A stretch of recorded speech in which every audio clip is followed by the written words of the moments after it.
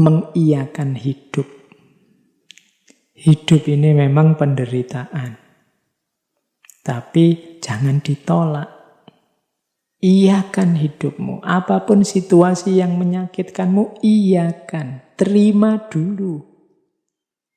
Karena kalau kita menolak situasi, kita tidak akan bisa keluar dari masalah. Tidak akan bisa keluar dari penderitaan yang kita hadapi. Maka pertama-tama, yasahen.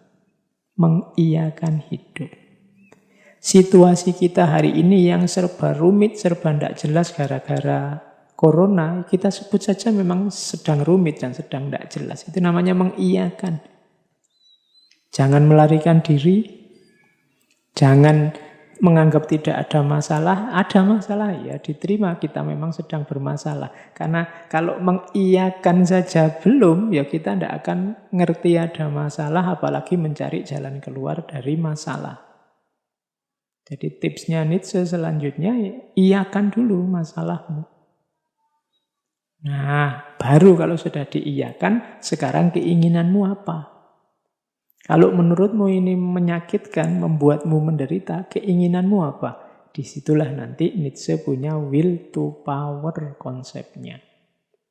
Jadi, oke, kalau keinginanmu itu wujudkan. Kalau keinginanmu itu, ya lakukan. Jangan diam saja, jangan malas, jangan lemah. Jangan jadi orang yang ingin dikasihani. Perjuangkan, wujudkan will to powermu. Keinginan, kalau makna letternya keinginan untuk menang, keinginan untuk berkuasa. Jadi ada masalah, kita menderita, iyakan. Oke, iya, saya memang ada masalah, saya memang menderita, saya memang sulit. Iya, tapi saya ingin keluar dari penderitaan ini, saya ingin melakukan ini, saya ingin membuahkan itu, saya ingin menghasilkan ini, wujudkan itu. Jangan jadi orang lemah, jangan jadi orang yang ingin dikasihani. Itulah nanti will to power. Jadi kalau ini agak beda sama Schopenhauer tadi. Kalau Schopenhauer ada masalah karena kita banyak keinginan, ya sudah, kalau ingin tidak banyak masalah, dibatasi saja keinginannya. Kalau Nietzsche tidak. Ada masalah, iyakan saja, kemudian keinginanmu apa, wujudkan untuk mengatasi masalah itu. Nah, jadi kalau Nietzsche malah perjuangkan, wujudkan. Kalau di Schopenhauer, kontrol dan batasi. Bedanya itu. Ada lagi, belum lama kita membahas Albert Camus tentang penderitaan. Kalau di Camus kemarin kan penderitaan itu, kenapa hidup ini menderita? Karena hidup ini absurd. Apa yang dimaksud absurd dalam hidup ini? Hidup ini isinya penuh kontradiksi-kontradiksi, ketidakjelasan-ketidakjelasan. Kita seperti Sisyphus. Dulu kita ceritakan ya bagaimana Sisyphus ini oleh dewa dihukum untuk menggelindingkan batu dari bawah gunung ke atas. Kalau sudah sampai di atas, dilepaskan lagi, menggelinding ke bawah, dia disuruh ngambil lagi, didorong lagi ke atas, sampai atas, dilepaskan, digelindingkan ke bawah, terus dia ke bawah lagi, dibawa lagi ke atas, terus digelindingkan ke bawah, terus begitu, tidak ada akhirnya. Hidup kita, katanya, kamu seperti ini. Tidak jelas. Jadi, apa, di mana awal, di mana akhir, apa target, apa tujuan, apa yang kita lakukan. Ini sering tidak sinkron.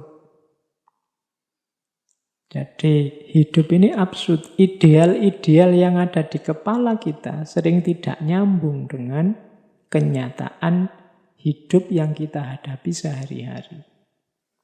Itu pun kita tetap merasa bahwa ideal-ideal kita itu luar biasa. Atau sebaliknya, kita tetap merasa yang kita lakukan itu cocok dan sesuai dengan ideal-ideal kita. Itu namanya absurd. Tapi katanya, kamu, iya sih hidup ini memang begitu. Semua orang juga begitu. Tidak ada hidup yang tidak absurd. Jalan satu-satunya apa? Ya nikmati saja hidup yang absurd ini. Kalau ada masalah, dicari jalan keluarnya. Jalan keluarnya kok absurd? Ya tidak apa-apa. Kita nikmati saja. Memang hidup ini cirinya absurd. Itu Albert Camus. Sama seperti tadi, Sisyphus tadi. Sampai kiamat harus mendorong batu ke atas, terus menggelindingkan ke bawah, terus didorong lagi ke atas, digelindingkan ke bawah. Tapi dalam ceritanya Sisyphus ini gembira. Kalau kita kan stres itu, disuruh dorong batu dari bawah ke atas, kurang kerjaan. Tapi sebenarnya kita dalam banyak aktivitas juga kayak Sisyphus ini, kurang kerjaan. Jadi banyak hal-hal tidak penting, banyak hal-hal sepele, terus jadi sepele besar, luar biasa. Kadang-kadang yang penting, urgent, jadi sepele. Betapa absurdnya hidup kita. Nah itu katanya kamu ya tidak apa-apa, ya hidup memang begitu, absurd, nikmati saja. Dan hadapi. Kalau kamu ingin berjuang, ya berjuang saja. Dan nikmati perjuangan itu, meskipun seabsurd apapun, usaha dan hasilnya. Nah, dari 3 tokoh ini mungkin bisa tergambar. Jadi, seperti apa gaya para filosof barat menghadapi hidup yang cirinya penderitaan. Jadi, barat terasa lebih optimis.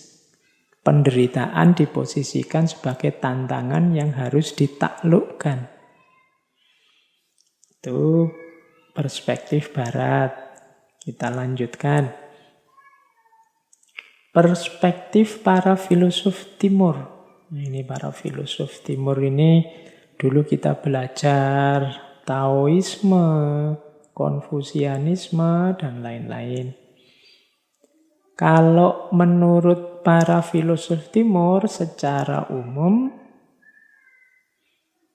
penderitaan itu sebenarnya terjadi karena manusia ilmunya kurang, pengetahuannya kurang dalam.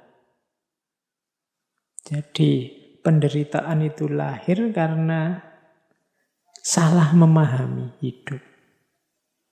Makanya nanti di banyak tokoh-tokoh pemikir besar dari timur biasanya untuk mengatasi penderitaan pertama-tama harus dibereskan pengetahuannya, jalan berpikirnya. Jadi dalam tradisi timur punya ciri bahwa penderitaan manusia itu lahir dari ketidaktahuannya. Orang menderita itu karena kesalahan berpikirnya, maka dia harus memperbaiki kesalahan ini, kemudian mulai berpikir yang dalam. Kalau di timur, berpikir ini kemudian diawali dari dirinya sendiri. Kenapa kok harus dari diri kita sendiri? Karena yang menderita kita. Kenapa kok kita menderita? Ya karena kita ilmunya kurang. Pengetahuannya kurang luas. Seperti kemarin ya waktu kita belajar tentang sakit itu loh. Saat kita belajar tentang sakit kan seolah-olah sakit itu hanya negatif saja. Tapi begitu kita buka beberapa simpul pengetahuan tentang hikmah-hikmah sakit, kemudian terasa bahwa oh iya ya ternyata sakit juga bisa berdimensi anugerah. Berarti apa? Banyak mungkin penderitaan-penderitaan yang kita alami itu lahir karena kita tidak tahu rahasianya. Tidak tahu hikmahnya. Kurang luas wawasan kita. Penglihatan kita terbatas hanya di situ. Sehingga terlihat seperti penderitaan saja. Padahal mungkin kalau kita ngerti porsi dan proporsinya, juga peta luasnya, mungkin kita tidak jadi menderita. Maka para filosof timur itu banyak yang masuk lewat pintu ini bahwa enggak, penderitaan itu lahir karena pengetahuan kita yang kurang. Pertama-tama pengetahuan tentang diri kita sendiri.